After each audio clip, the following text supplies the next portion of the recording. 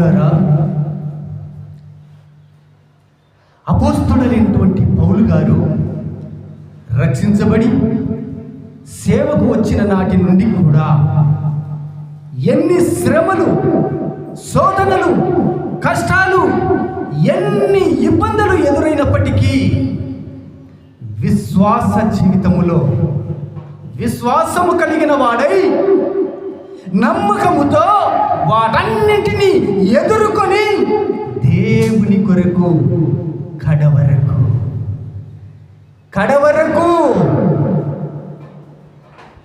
చివరి ఊపిరి వరకు కూడా నమ్మకత్వంతో జీవించాడు.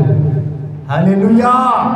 గొప్ప దేవుని రాజ్య నిర్మాణకుడయ్యాడు. నా ప్రియమైనటువంటి దేవుని బిడ్డలారా, మరి ఈనాడు మీ జీవితములో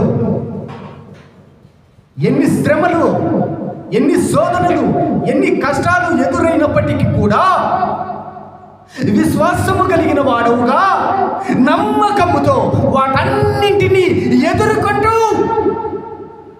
దేవుని కొరకు కడవరకు, ఊపిరిపోయే వరకు, జీవం ఉన్నంత వరకు